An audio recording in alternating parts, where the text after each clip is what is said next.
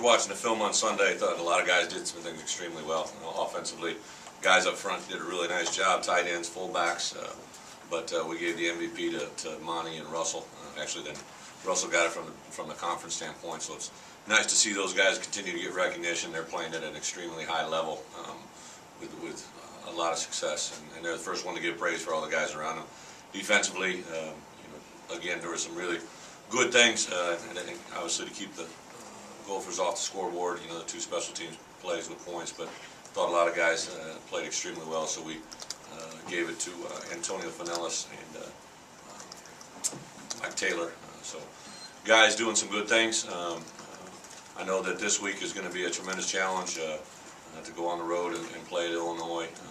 Obviously, they've had a little bit of a road bump here as of late, playing very, very well at the beginning part of the year, has battled through some injuries and been close on these last couple games, but haven't been able to come through. So it's always a special game for me, from being from Illinois.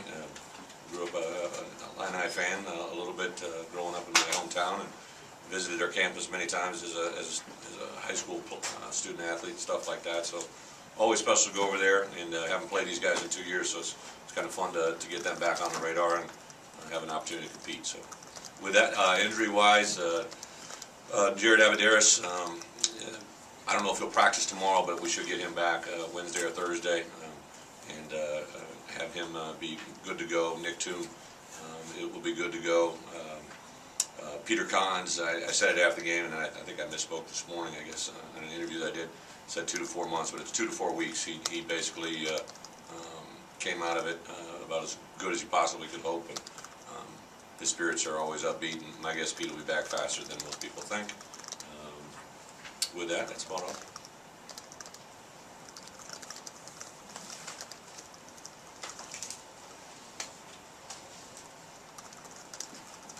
Brett, I know Ron Zook has his own issues to deal with the losing streak they're going through right now. You went through something similar back in, I think it was 08, where you lost a tough game, and then it took a while to get a turnaround. What are some things as a head coach you have to do during a losing streak to try to get a turnaround and keep guys from spiraling? Well, for me, you know, I can't comment for Ron, but for me as a head coach, one thing that I've always kind of thought, when things get difficult or you're challenged in certain ways, that's when you need to rise more than ever before.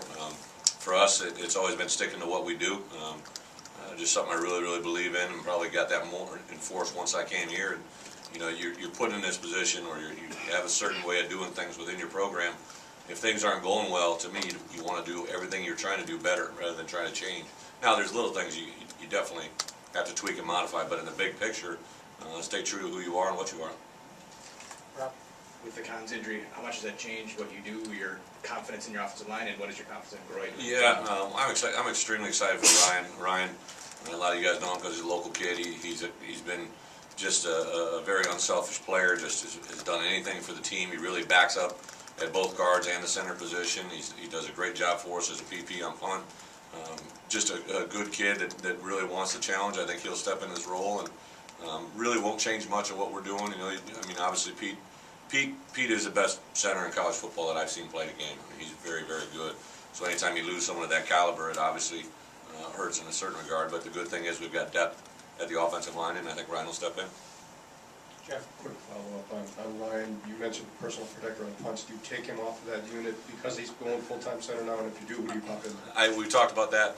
Butts is backup. Butts done this in the past, Patrick Buttram. But my guess, Ryan enjoys that role so much. I think that he'll probably want to, since he'll be out there anyways, it'd be an easy thing for him to do. And also another topic, their defensive ends, especially Merciless, are really good. I'm not sure if they flip-flop them or if they both stay on one side, but what kind of problems are they going to present? Well, both of them, Merciless, I guess is the correct pronunciation, has got a knack on the pass rush. I mean, he really does bend the corner very well, very, very efficient with his hands. I think both of those two defensive ends in perspective might be the best pair of defensive ends in the league from what I've seen, and we've already faced some good ones, you know, at Ohio State and Michigan State, but those two in particular are very, very gifted. Jesse, your teams are 17-2 at Wisconsin in November games and beyond in the regular season. What do you attribute to that success? I think a couple things. First, how we do things. I think we are a program that really tries to understand that you know, you can't have success in the end if you don't do the work up front. So a lot of what we do in winter conditioning and spring conditioning, summer conditioning, I let Herbs talk to the group right before we went on in the locker room at halftime at Minnesota, because I believe he's the guy that gets our kids in that mentality, you know, to physically do certain things. And then as a head coach, you know, I think I really try to hone in. I remember last year after Scotty was done playing, Scott Tolzien, he wrote me a note, and one of the things that jumped out to me in the note was he talked about the one thing he appreciated about me as a head coach. He said a lot of nice things, but he basically said you always knew when to add a period or when to take one off. And what that basically meant was when things were, maybe the kids' legs were zapped or they're getting a little bit tired, maybe you back off 10 or 15 minutes out of practice, get less work time, but you get better work. And he felt that that was just as important as anything. And I kind of, as a head coach, take a lot of pride in that aspect. I apologize, Brett, I didn't hear what you said about Cons earlier today.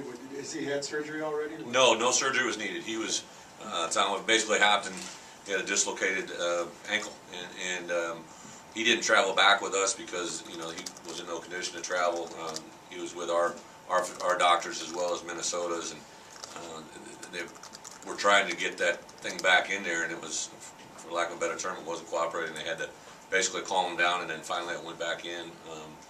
And then they did follow-up tests, I believe Sunday and today and early this morning, and everything is very, very positive. Nothing was structurally damaged during that process. Could you talk about Jacob Pedersen, just the contributions in season that he's having? Yeah, Ped is, you know, especially down in the red zone, is very effective. He's, I think he played over like 55 snaps. He does a lot of different things for us, you know, on the move as well as stationary. He does all kinds of different route concepts. I know Paul really likes his athletic ability and the matchups you sometimes get with him and linebackers and safeties. So Ped's really doing a nice job, and the good news is, you know, he's only a sophomore and he's going to continue to get better. He's actually a guy that we will lean on a little bit this week in kickoff coverage as well. He was really good at it at the beginning part of the year, but was a little bit banged up midway through, so we take him off it. But hopefully a guy that can help us with that unit as well. So Ped is just a really a good example of just a guy that knows his role and goes out and does it very, very well every Saturday. Jeff? Brett, in the losses to Ohio State and Michigan State, obviously there were some plays that the defense didn't make that stand out in a lot of people's minds. But if you look at the overall numbers, statistically, I'm sure you're pleased with those. How would you rate overall where they are today from week one? Well, I think they're an extremely resilient group. You know, anytime you're dealing with the first-year coordinators, you know, with Chris and Charlie, you know, just like my growing pains he had with Dave early on, there's just little things that, unfortunately, sometimes you just got to go through them to realize them. And I thought they've responded very, very well. We've had a number of guys go down. I mean, you're talking arguably our second best corner that had a lot of game experience. You know, we've had safeties go down. Really, all three of our safeties at one point or another have gone down.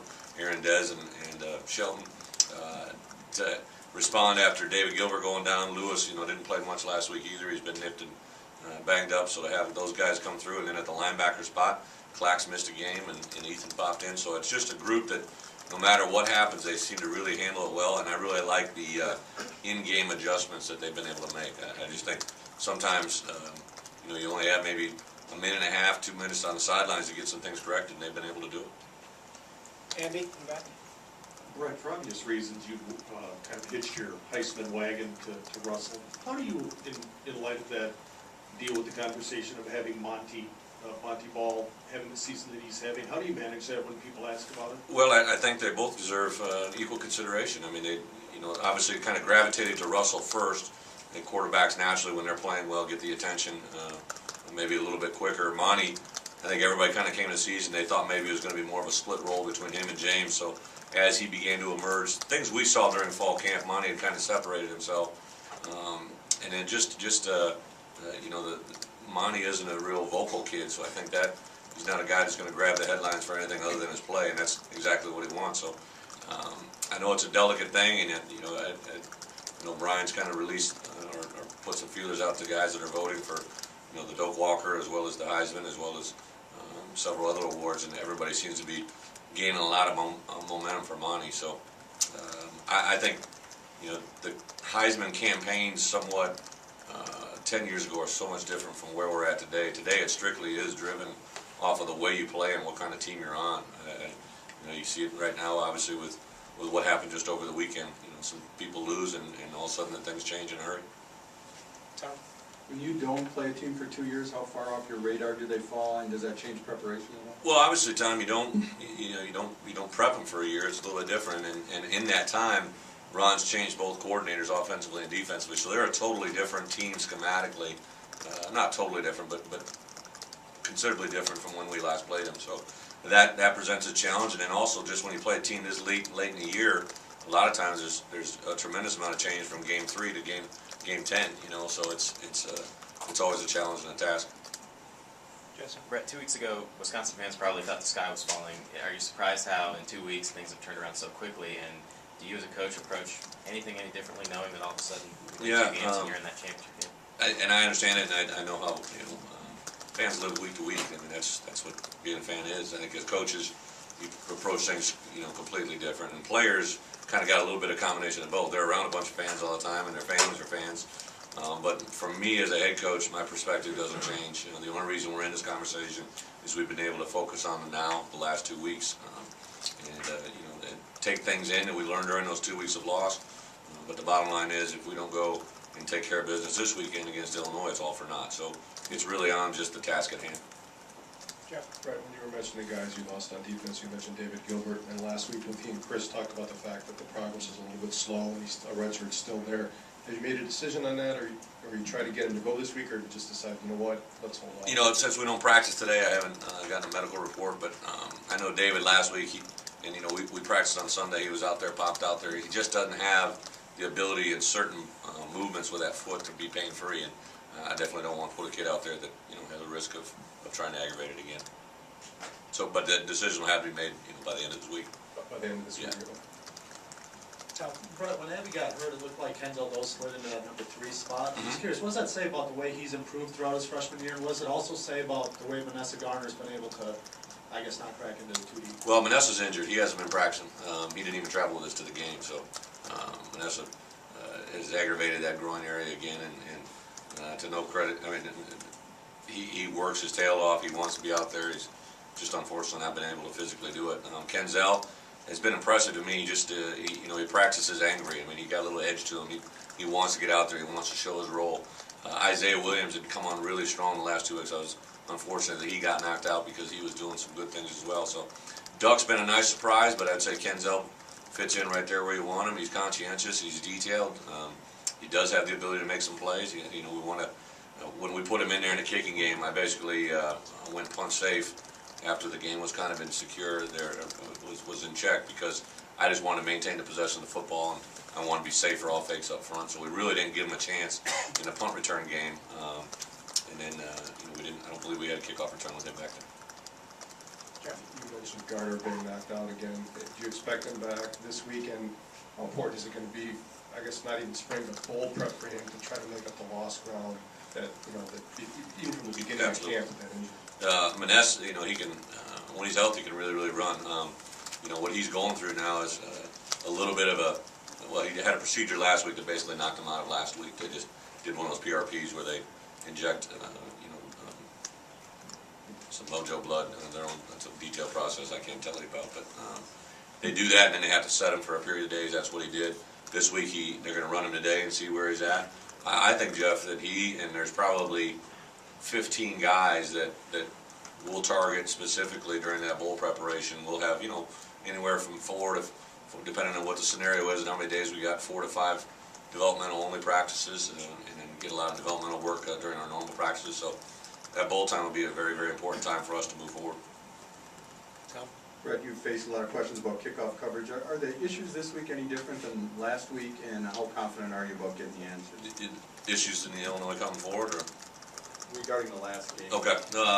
Yeah, we obviously have had some glaring issues there with the last 3 weeks, and there's I think a variety of different things, but the biggest thing is 2 fundamentals that we weren't doing very well was just a simple technique called cross-facing, which if they're trying to shield you away from return, we have to cross-face and get back in our lanes, and then really just getting off and making a play. We have a lot of guys around the ball, but no one was getting off to make a play in particular. So there's kind of an ongoing growing issue in my mind. I don't know. I think I heard Damani say I want to believe we've covered 80 or 82 kicks.